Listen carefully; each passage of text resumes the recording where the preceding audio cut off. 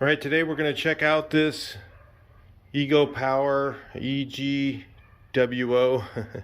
Power Jumpstart Pack with a built-in compressor.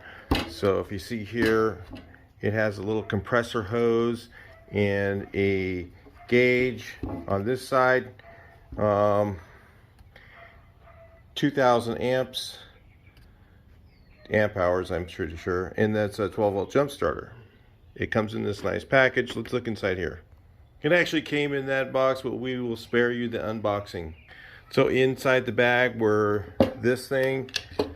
This makes it easy to carry. So you have this nice handle here to put on to carry if you're going to go somewhere, put it in your car. I got this because I wouldn't mind having an extra one in my trunk. Of most of my vehicles, I like to have a jump start pack with me. So I've got here, it comes with the air, oh, there's an extra air hose. I thought there was one on here. Oh no, it's an extension for the one that's on there. So there's an air hose extension you put on here. You can air up your car tires or your whatever on the road. Kind of nice. You know, one of the things you'll find is if you travel anywhere where you get stuck, if you ever get stuck in your car, the thing you're going to want to do is air down your tires. So if you're stuck in the sand or even sometimes in the mud, if you just take your tires down to 15 pounds, it'll help you get unstuck.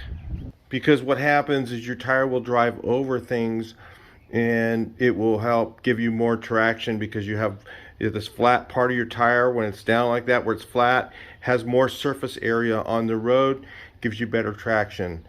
I've been stuck in the sand many times, and I've just aired all my vehicles, tires, and my trailers down, and drove right out of the same holes I was already in.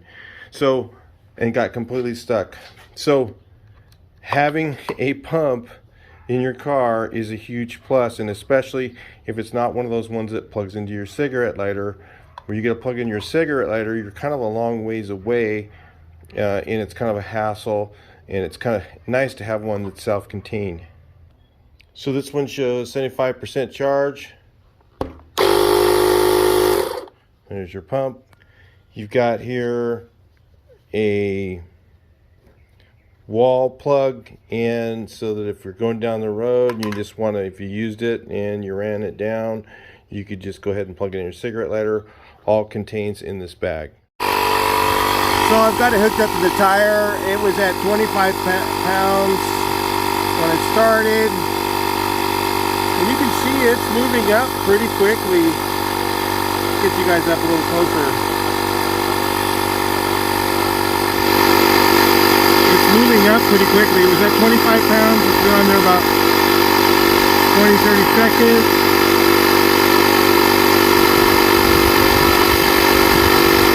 It's about 5 pounds a minute. That's not bad. That's really fast for a small compressor.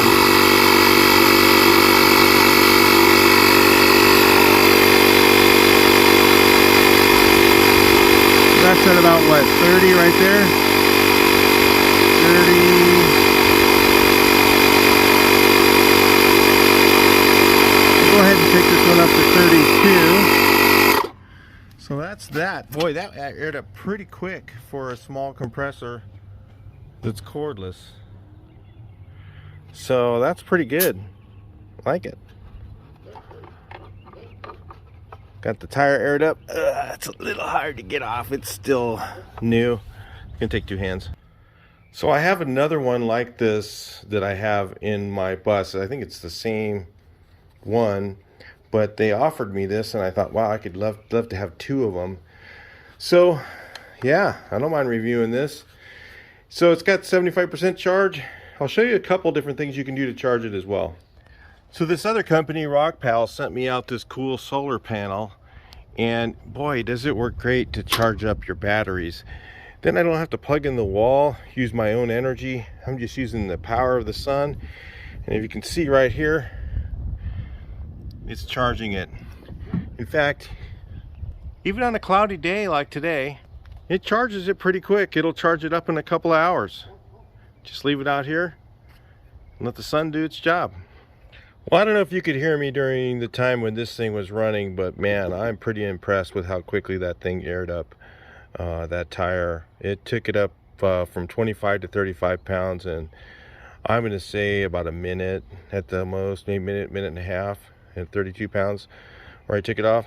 For a little battery powered compressor, that's pretty quick. So we'll go ahead and leave that on at the sun for a little while, get it fully charged up. Then we're going to jump start something with these nice cables. Like I said, I do have one of these, another one, and it's virtually the same. The difference is it doesn't have quite as nice of a bag as this one. The other one, the bag's kind of tight, and this one's a little bit nicer bag size. I'd say it's a little bit nicer than the other one. Very similar as far as this stuff goes in the pump, but I like I said, I could always use another one of these. These things are really great to have. See, I told you guys, I don't promote anything that I don't believe in. This is my old one. I'm still looking for my jump cables for this one. I don't know what happened to it. Same brand. This is the older model. They upgraded the bag though. Alright, so if you're figuring that this thing is going to start a completely flat, dead 0-volt battery, that is really not what it's intended for. It may, it may do it, but it's really meant as a jump starter, which is not a battery. So this thing is completely dead, and it still cranks it over a little bit. I mean, this is really like a poor example. This thing hasn't been started in years, so the battery was really completely flat dead, and it kind of cranks it over. I mean, it's not going to crank it over till the fuel comes up and starts. It's just not designed for that. It's it's overloading it because it's just too much. So if you have a situation like that where your battery is completely, the car hasn't been started in a long time, don't expect it. It did crank it over to where it would start if it was just dead, but it's just, none of these are really designed. These are jump start packs, not designed to sit there and crank and crank and crank and crank and crank and crank an old dead battery. It is not a battery, it's a jump start pack. But imagine if I leave this on here about an hour and I bring that battery up from completely flat dead. I need to crank this thing for about a few minutes because the glow plugs aren't working right. So if it was normally working, it would have started it by now. But like I said, I need to really crank this thing for a while. So it's not, like I said, it's not a very good example, but you can see that this thing does work, and this is diesel, so this thing uses a lot of energy. Now I've used this same one because I just showed you I already have one, okay, just like it, and when they offered me one, I was like, oh yeah, sure, I'll take another one, because I already know what that thing's like. It works great. It also had, my Duramax diesel was on low charge, and that's a 6.6 liter. This thing's only rated up to 6 liters. That's a 6.6 liter diesel, and it was low to where it wouldn't start, but it would just kind of click and crank over a little bit. And I put this on there and it started. So it will start a low battery, but you're not going to sit there and crank it for 10 minutes. It's just not, that's not the way the lithium thing works. They don't really work that way at all. But they'll hold their charge for a long time. They'll stay in your trunk for a long time. You can plug it in your cigarette lighter. It's got a lot of cool features. It does have the air pump, and the air pump's pretty amazing that's on it. So with that all said, it's actually a pretty good deal, because you'll probably use it more than your jumper pack. I ended up using this a lot. So anyway, other than the old bag that they had in the original ones was really small, and putting these things back in it was kind of a pain. So I really don't know what happened to them. For the life of me, I cannot figure out. I would never normally lose something like that. I'm wondering if I loaned it to somebody and then they give it back to me. I don't remember, because I went to go to use it one day and the cables were missing on my other one, and I have no idea why. I was like shocked that they weren't in there. So I was like, I've been looking around for them for a while now and I haven't found them. So I don't know if I loaned it to someone and didn't get them back, but that was kind of a bummer because that's an essential part of it. So anyway, I'm gonna have to sit there on the charger for a while, and I ended up getting this thing started here pretty soon, so I figured I'll do that now. But I'm gonna go ahead and end the video here. But you did hear it crank over. It did crank over for a little bit. It would have started if it was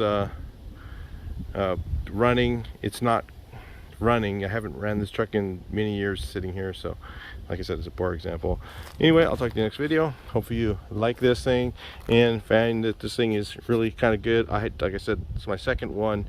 Really like them. Talk to you in the next video.